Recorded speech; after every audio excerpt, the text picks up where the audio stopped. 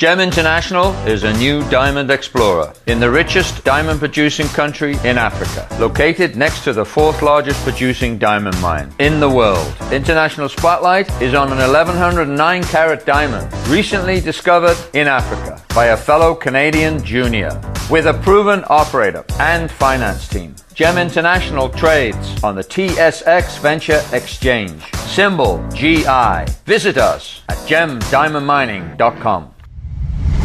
You're listening to HowStreet.com radio, available online at TalkDigitalNetwork.com. Welcome to HowStreet.com radio, the online source for market opinions. Here is Jim Goddard. My guest is John Rubino, author of several books on the economy, including The Money Bubble, his website, dollarcollapse.com. Welcome back to the show, John. Hey, Jim. Gold is above $1,300 for the first time in the longest time. What's behind the rise in gold? Well, we've got a Donald Trump rally going on down here in the U.S. Basically, it looked like the Trump campaign was imploding a week or two ago. Clinton was a lock to win, and which means the government would stay in the hands of the establishment.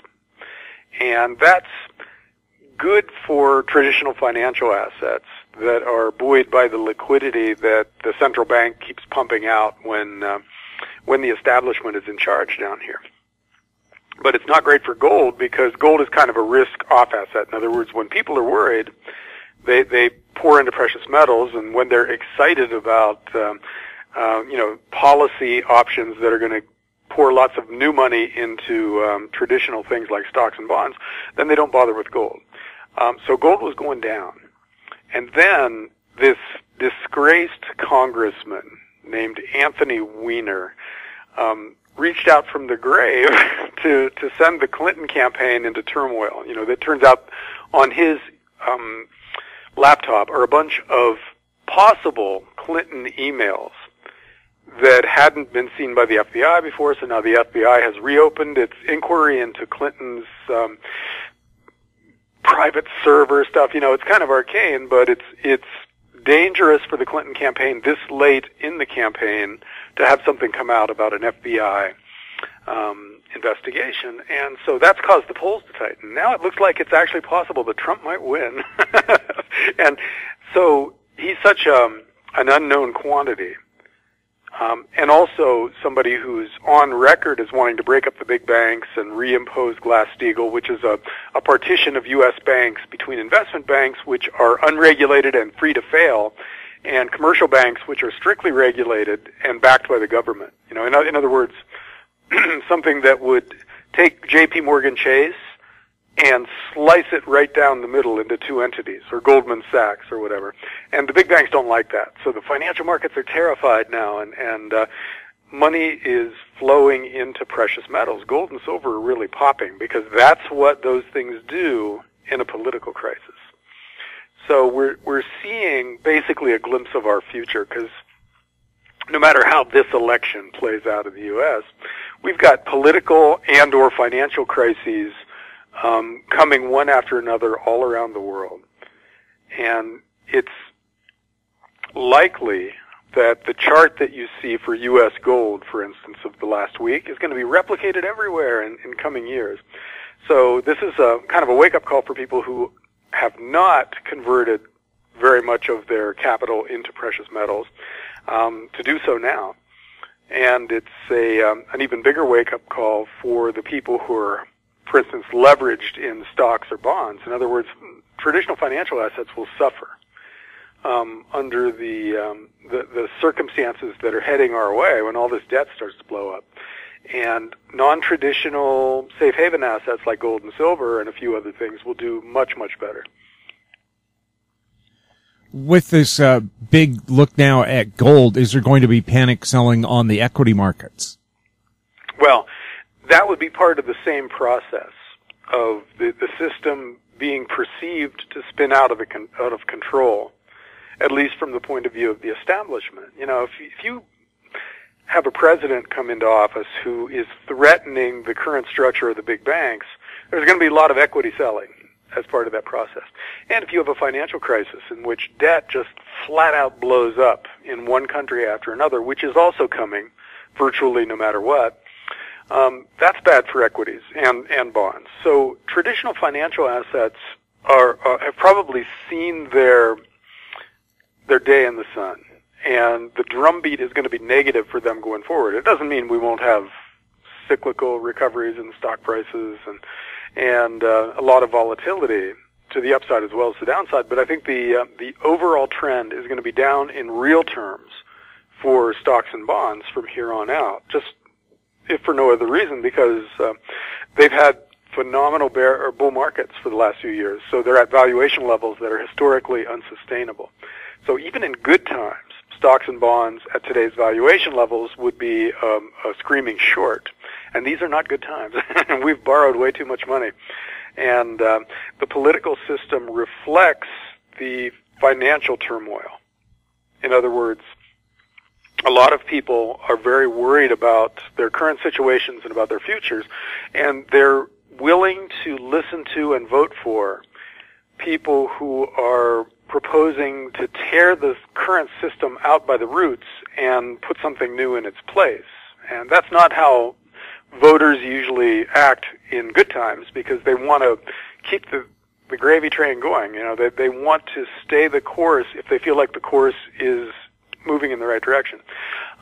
In a growing number of cases, though, people don't think that anymore.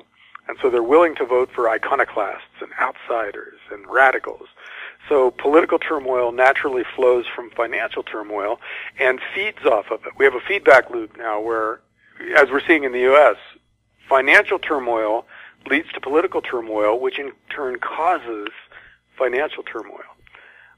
So this is the kind of a feedback loop that a writer named Jim Rickards has a good analogy where he says that the governments of the world think they're working with a thermostat where you tweak it a little bit and you get a linear and predictable change, but they're actually running nuclear reactors, which after a certain point become unstable and go critical and blow up on you. And that's what these guys are looking at. You know, we're looking at feedback loops that eventually send the system spinning out of control in some kind of really damaging way. And that day is coming. So we're looking at a financial Fukushima or Chernobyl. Yes, yeah. And a financial and political Fukushima or Chernobyl. You know, these are feedback loops that once they really get going are extremely hard to stop, because if a financial crisis leads to the election of somebody who starts just tearing up the old systems, which in turn leads to a financial crisis, which in turn leads to somebody even more radical get elected, you can't stop that process once it's going, because the turmoil in one sector is leading inexorably to turmoil in other sectors. So that's kind of what we're seeing the early stages of right now. You know, in the U.S., we've got Trump almost winning and Bernie Sanders almost winning the Democrat nomination. And, you know, in Europe, you've got the same thing in almost every country. Different names, different personalities, but you've got an iconoclast almost everywhere who is either the first or second most popular politician in the country. In Italy, you got Beppe Grillo, whose five-star movement might win the next election. In France, you've got Marine Le Pen, whose National Front party is probably going to come in second overall next time around, but make a really strong showing of it.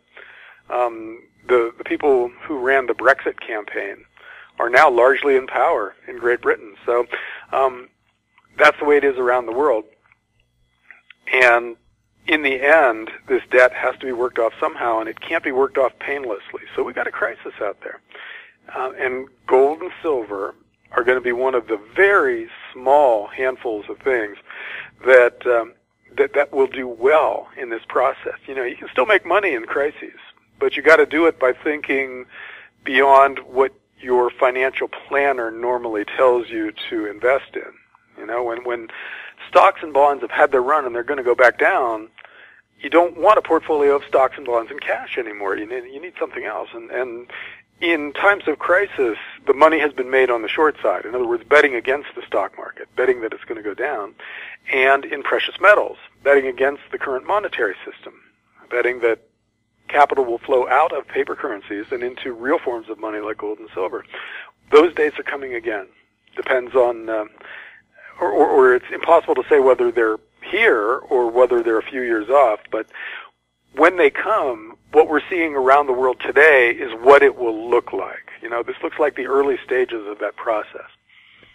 We'll have more with John Rubino right after the break. I'm Larry Ray, President and CEO of American Manganese, Inc., listed on the TSX Venture, ticker symbol AMY, A-M-Y, with proprietary patents in the U.S., China, and South Africa. Our focus is on recycling lithium-ion batteries for electric vehicles. China recently legislated the responsibility for recycling onto their electric vehicle manufacturers and importers. For more information, please visit AmericanManganeseInc.com or phone me, Larry Ray, at 778-574-4444. Welcome back. We're speaking with John Rubino.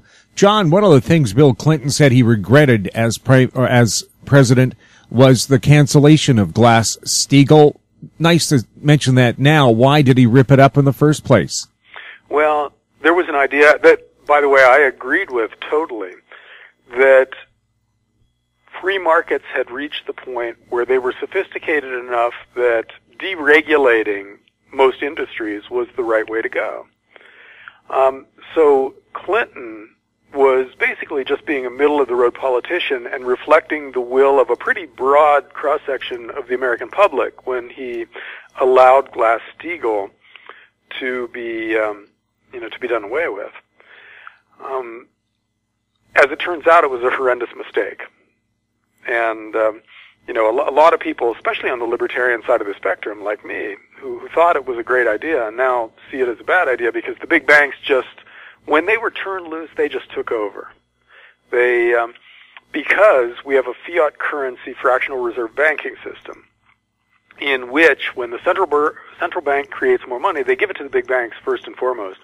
And then the big banks get to use that money to make more money before the increasing money supply causes the existing money to become less valuable. So they get first use of it, they make the most money from it, they become big and powerful, and then they buy the political system. And that's what happened. We now have a government run by Goldman Sachs for Goldman Sachs in the U.S. So something has to happen to stop the banks from engineering a society in which everybody is in debt up to their eyeballs, because debt is the product that banks make and sell. You know, if we put the car companies in charge of the government, we'd all have 5 cars.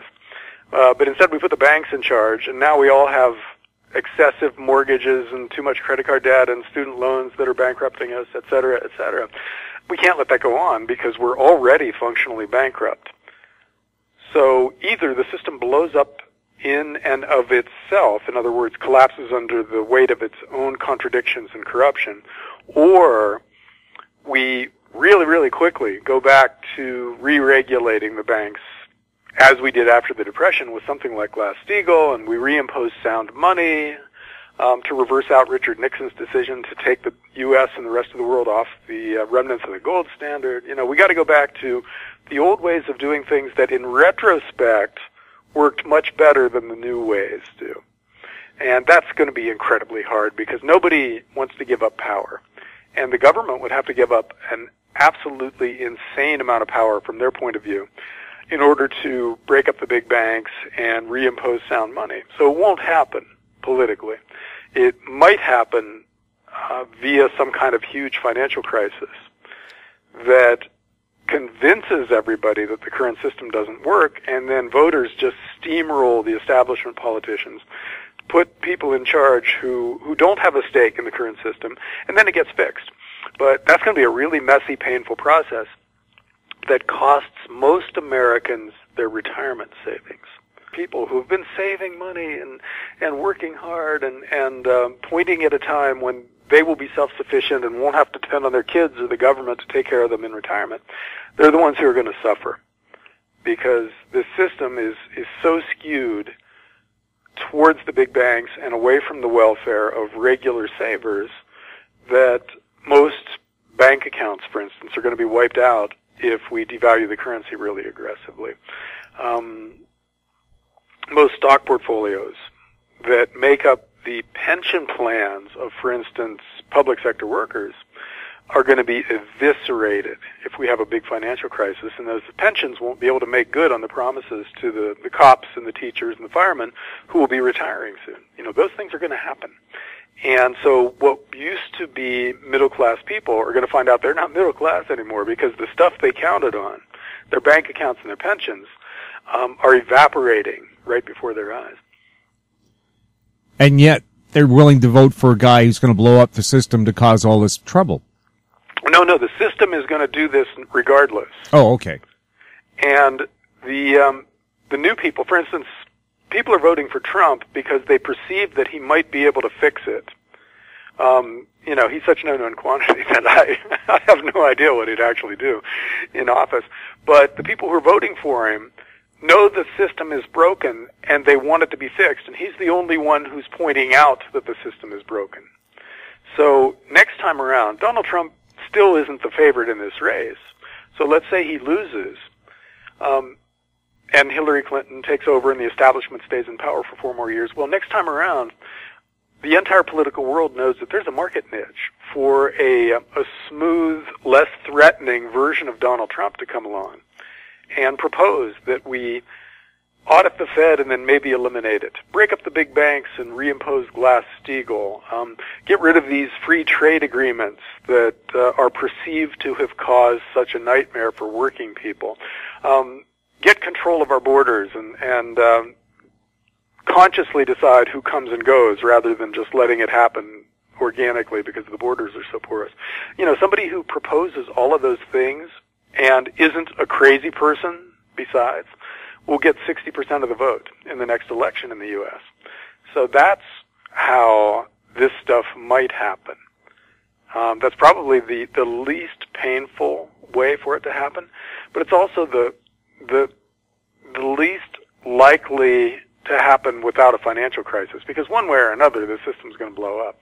Even if we elect somebody who proposes to do all these things, we still got this debt that you can't just get rid of. You can't wave a magic wand and say, well, we're going to break up Goldman Sachs and that'll fix the debt problem. No, the debt already exists. We already owe this money. So we can't get out from under our debt except by defaulting on it or inflating it away. Either one of those options is incredibly painful for regular people.